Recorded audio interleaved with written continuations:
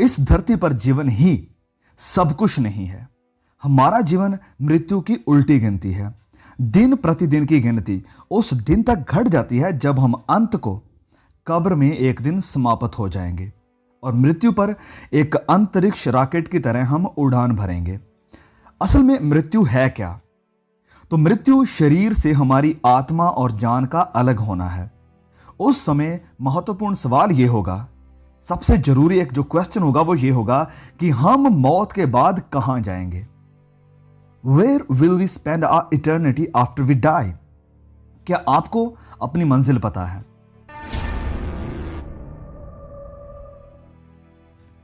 पृथ्वी पर जीवन की तुलना में मौत के बाद का जीवन अधिक महत्वपूर्ण है। अनंत काल का जीवन इस पृथ्वी के जीवन से अधिक महत्वपूर्ण है, जहां हम अनंत काल तक यानी सदा के लिए रहेंगे। यह पृथ्वी पर अपना जीवन कहां और कैसे बिताना है उससे कहीं ज्यादा जरूरी है। मूर्ख व्यक्ति हम कह सकते हैं वह है जो सिर्फ इस जीवन के बारे में ही सोचता है, लेकिन बुद्धिमान इंसान भविष्य को देखता है, फ्यूचर को देखता है और अनंत काल के लिए तैयार रहता है। ओके, एक दृष्टांत के रूप में विचार कीजिए, सोचकर देखिए कि एक यंग इंसान, एक जवान लड़का जिसे कई हजारों रुपए, करोड़ों रुपए का हिस्सा विरासत में मिला है और जिसने किसी बड़े शहर फॉर एग्जांपल मुंबई में बसने का फैसला किया। अपने रास्ते में वह दिल्ली में 1-2 दिन बिताता है। वहां पर वह 2-3 दिन का स्टे करता है। वह उन 2-3 दिनों के दौरान खुद पर बहुत पैसा खर्च करता है। वह जुआ खेलता है, गलत काम करता है और अपनी सारी विरासत जो भी उसके पास था उसे पूरी तरह से खो देता है, पूरी तरह से सारा का सारा पैसा स्पेंड कर देता है।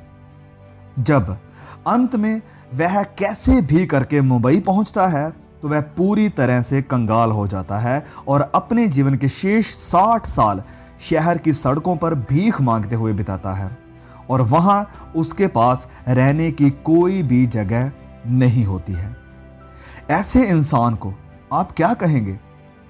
निश्चित रूप से एक मूर्ख। एक बड़ा मूर्ख वह है जो केवल इस जीवन के बारे में ही सोचता रहता है और अनंत काल यानी इस जीवन के बाद के जीवन को पूरी तरह से नजरअंदाज करता है। पृथ्वी पर हमारे जीवन की लंबाई भले ही 100 साल है या 100 साल हो सकती है, लेकिन अनंत काल इटर्निटी की तुलना में यह केवल 1 सेकंड का एक हिस्सा, एक छोटा सा अंश, एक छोटा सा भाग है। पवित्र बाइबल हमसे कहती है कि एक दिन आ रहा है जब हम में से प्रत्येक को, हर एक इंसान को अपने संसारिक जीवन का लेखा जोखा परमेश्वर को यानी सारी दुनिया के न्यायी को, जज को देना होगा। जब हम मनुष्य के इतिहास के कई शताब्दियों के दौरान इस धरती पर रहने वाले सभी अरबों लोगों का के बारे में विचार करते हैं तो हम हैरान हो सकते हैं कि कैसे परमेश्वर इंसान के बारे में हर उस चीज का रिकॉर्ड रखते हैं जो उस आदमी ने किया, कहा और सोचा है अपने सारे जीवन काल में। तो ये रिकॉर्ड प्रत्येक व्यक्ति की मेमोरीज के द्वारा रखा जाता है। मेमोरी एक ऐसा वीडियो टेप की तरह काम करती है जो ईमानदारी से वह सब कुछ रिकॉर्ड करती है जो हम करते हैं, कहते हैं और सोचते हैं। ये हमारे इनर एटीट्यूड और उद्देश्यों को भी दर्ज यानी रिकॉर्ड करती है। जब कोई व्यक्ति मर जाता है, हालांकि वह अपने शरीर को पृथ्वी पर पीछे छोड़ देता है, लेकिन उसकी मेमोरीज उसकी आत्मा का एक हिस्सा होने के नाते उसकी आत्मा के साथ जाती है। जब न्याय का दिन आता है तो वह धरती पर बिताए हुए अपने पूरे जीवन का हिसाब देने के लिए परमेश्वर के सामने खड़ा होगा। उस दिन जब प्रत्येक व्यक्ति के न्याय की बारी आती है, परमेश्वर को आपके जीवन के रिकॉर्ड को देखने के लिए बस आपकी मेमोरी के वीडियो टेप को चलाना होगा, उसे प्ले करना होगा।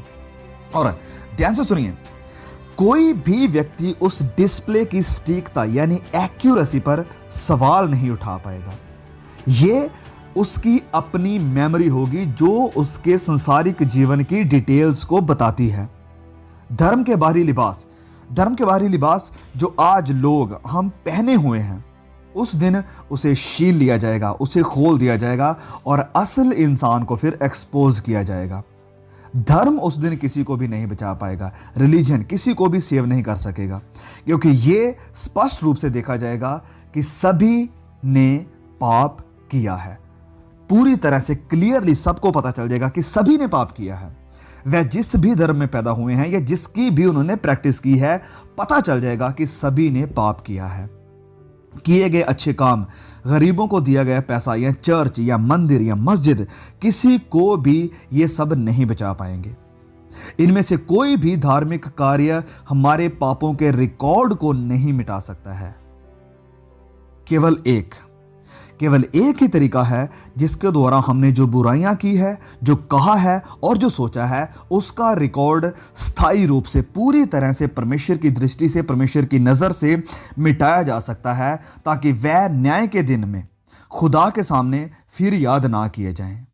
हमारे अच्छे काम हमारे बुरे कामों के धब्बे को बिल्कुल भी नहीं मिटा सकते हैं, बिल्कुल भी नहीं, क्योंकि हमारे द्वारा किए गए पापों के लिए हमें एक न्यायपूर्ण और धर्मी दंड भुगतना ही पड़ेगा। पवित्र बाइबल कहती है कि पाप के लिए परमेश्वर के कानून में केवल एक ही सजा है, और वह है इटर्नल डेथ, सदा की मौत।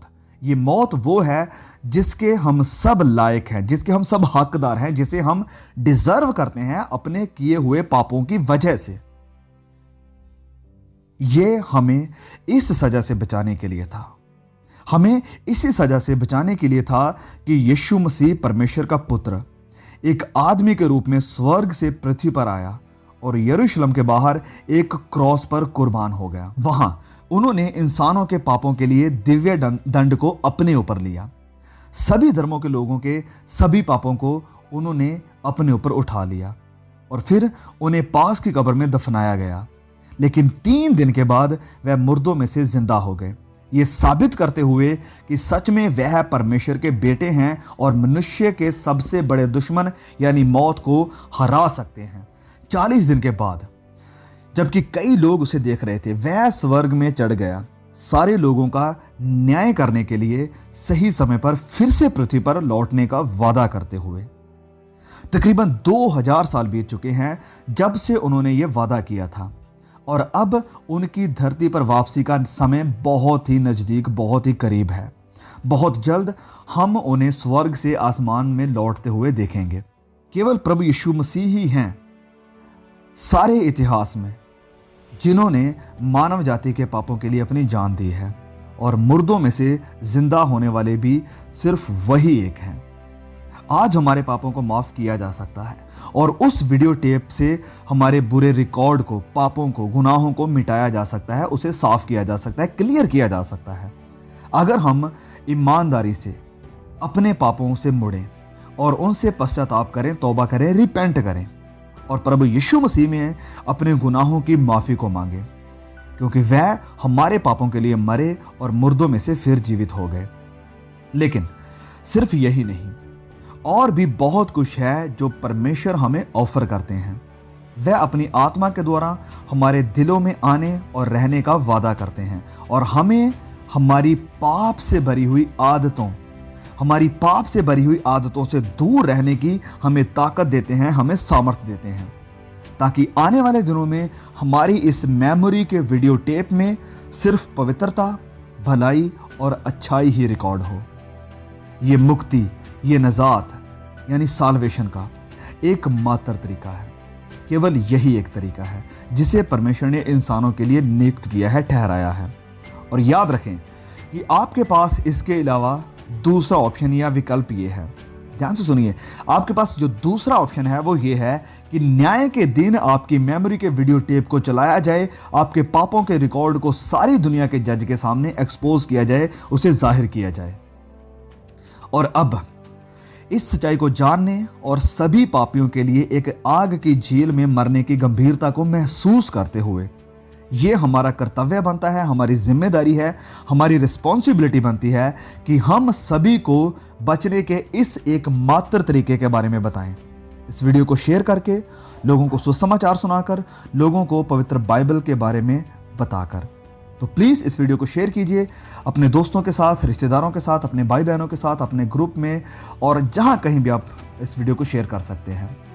बहुत जल्द मिलेंगे एक और नए वीडियो के साथ। तब तक के लिए परमेश्वर हम सबको संभाल के रखे। सभी को जय मसीह की।